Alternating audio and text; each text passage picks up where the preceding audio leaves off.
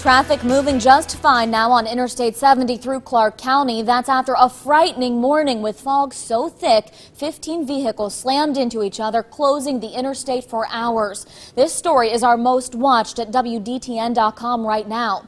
The crash closed down every interstate lane but one just west of State Route 41 at the exit for the Clark County Fairgrounds.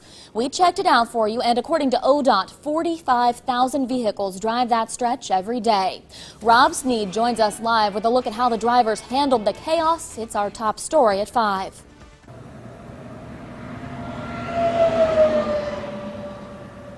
Well, as you can see right now here, Megan, traffic is moving very smoothly, but that was a completely different story earlier today as thick fog caused a major pileup here on the interstate, nearly 20 cars. Now, this area out here was littered with pieces of debris, tires, and mangled cars. Some of the accidents were so bad, several had to be transported to the hospital.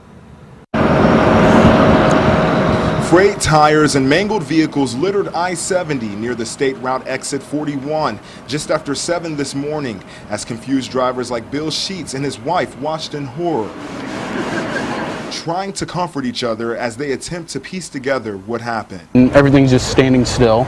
So I kicked on my caution lights because it's foggy, cars are flying, and you just heard vehicle after vehicle being hit. Emerging from the dense fog, Tammy Deaton left her totaled car on the road and managed to walk more than 2 miles to get to her antique booth at the Clark County Fairgrounds. In fact, I said if we were 20 minutes earlier, we could have been in the middle of it. Eric Quisling wasn't so lucky. Radiator's leaking. This is the damage to his truck after he crashed into the back of a vehicle on his way to Pennsylvania, causing it to spin completely around. Traffic, I came up, I was in the right lane.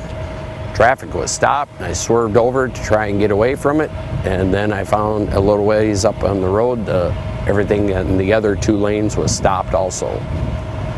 That's when I hit my brakes. Authorities tell us 4 semi-trucks and 11 cars were involved in the crash.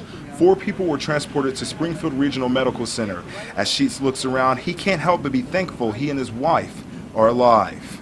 Before we left, I'm like, honey, let's pray. You know, we prayed for safe travel, you know, and I believe that's why things weren't worse.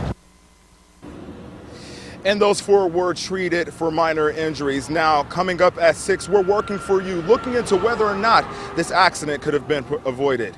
Reporting live, Rob Sneed, 2 News, working for you.